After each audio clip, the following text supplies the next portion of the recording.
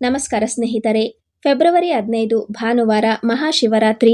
ಒಂದು ತೆಂಗಿನಕಾಯಿ ದೀಪ ನಿಮ್ಮ ಜೀವನದ ದಾರಿದ್ರ್ಯವನ್ನು ದೂರ ಮಾಡಿ ಲಕ್ಷ್ಮೀ ಕಟಾಕ್ಷವನ್ನು ತರಬಹುದು ಎಂದರೆ ನಂಬುತ್ತೀರಾ? ಹೌದು, ಮಹಾಶಿವರಾತ್ರಿ ಈ ಪವಿತ್ರ ರಾತ್ರಿಯಲ್ಲಿ ಭಗವಾನ್ ಶಿವನ ಆರಾಧನೆ ಮಾಡಿದವರಿಗೆ ಅಪಾರ ಪುಣ್ಯ ಲಭಿಸುತ್ತದೆ ಎಂದು ಶಾಸ್ತ್ರಗಳು ಹೇಳುತ್ತವೆ. ಈ ದಿನ ವಿಶೇಷವಾಗಿ ತೆಂಗಿನಕಾಯಿ ದೀಪ ಹಚ್ಚುವುದರಿಂದ ನಕಾರಾತ್ಮಕ ಶಕ್ತಿಗಳು ದೂರವಾಗಿ ಮನೆಗೆ ಐಶ್ವರ್ಯ ಮತ್ತು ಶಾಂತಿ ಪ್ರವೇಶಿಸುತ್ತದೆ ಎನ್ನುವ ನಂಬಿಕೆ ಇದೆ. ಹಾಗಾದರೆ ತೆಂಗಿನಕಾಯಿ ದೀಪವನ್ನು ಸರಿಯಾದ ವಿಧಾನದಲ್ಲಿ ಹೇಗೆ ಹಚ್ಚಬೇಕು? ಅದರ ಮಹತ್ವವೇನು? ಉಪವಾಸದ ವೇಳೆ ಅಪ್ಪಿತಪ್ಪಿಯೂ ಕೂಡ ಈ ತಪ್ಪುಗಳನ್ನು ಮಾಡಬಾರದು.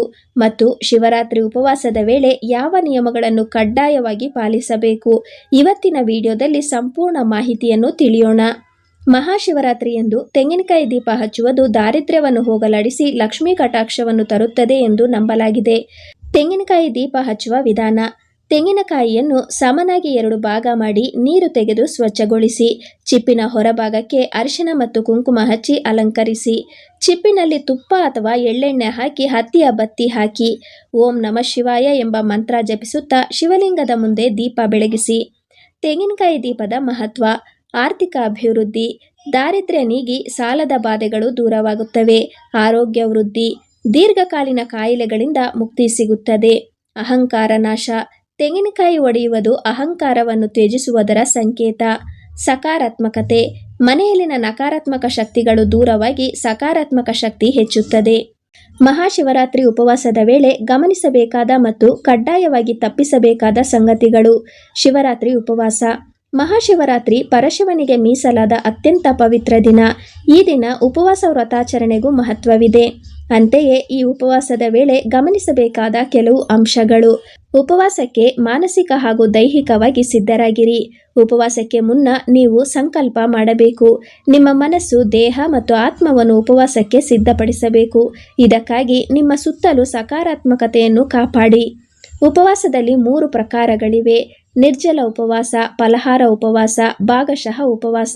ಹೀಗಾಗಿ ನಿಮಗೆ ಸೂಕ್ತವಾದ ಆರೋಗ್ಯಕ್ಕೆ ಒಪ್ಪುವಂತಹ ಉಪವಾಸದ ಪ್ರಕಾರವನ್ನು ಆರಿಸಿಕೊಳ್ಳಿ. ನೀವು ಇಡೀ ದಿನ ನಿಮ್ಮ ಜಲಸಂಚಯನವನ್ನು ಉತ್ತಮವಾಗಿಸಲು ಆದ್ಯತೆ ನೀಡಿ. ಇದರಿಂದ ಉಪವಾಸದಿಂದ ನೀವು ಕುಗ್ಗಿ ಹೋಗದಂತೆ ಇರಲು ನೆರವಾಗುತ್ತದೆ. ಶಿವದೇವರಿಗೆ ಸಮರ್ಪಿತವಾದ ಪ್ರಾರ್ಥನೆ ಮಂತ್ರಗಳನ್ನು ಪಠಿಸಿ. ಪಂಚಾಕ್ಷರಿ ಮಂತ್ರ, ಮಹಾಮೃತ್ಯುಂಜಯ ಮಂತ್ರಗಳು ಶಿವನ ಆಶೀರ್ವಾದವನ್ನು ಪಡೆಯಲು ಪಠಿಸಬಹುದಾದ ಪ್ರಮುಖ ಶಕ್ತಿಶಾಲಿ ಮಂತ್ರಗಳು. ಶಿವರಾತ್ರಿ ಶಿವದೇಗುಲಗಳಿಗೆ ಭೇಟಿ ನೀಡಲು ಶುಭದಾಯಕ ದಿನಗಳಾಗಿವೆ.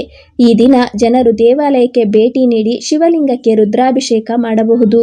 ಉಪವಾಸವನ್ನು ಆಚರಿಸುವಾಗ ಭಾರವಾದ ದೈಹಿಕ ಚಟುವಟಿಕೆಗಳನ್ನು ತಪ್ಪಿಸಿ, ಯಾಕೆಂದರೆ ಇದು ಅಸ್ವಸ್ಥತೆಗೆ ಕಾರಣವಾಗಬಹುದು. ಹೀಗಾಗಿ ಲಘು ಹಗುರ ವ್ಯಾಯಾಮಗಳಿಗೆ ಆದ್ಯತೆ ನೀಡಿ. ಮಹಾಶಿವರಾತ್ರಿಯು ಸಕಾರಾತ್ಮಕತೆಯನ್ನು ಹೆಚ್ಚಿಸಲು ಸೂಕ್ತ ಸಮಯ. ಹೀಗಾಗಿ ನಕಾರಾತ್ಮಕ ಆಲೋಚನೆಗಳು, ಕ್ರಿಯೆಗಳನ್ನು ತಪ್ಪಿಸಬೇಕು. ಇದರಿಂದ ಸಂಪೂರ್ಣವಾಗಿ ಆಧ್ಯಾತ್ಮಿಕತೆಯತ್ತ ಗಮನ ಹರಿಸಲು ನೆರವಾಗುತ್ತದೆ.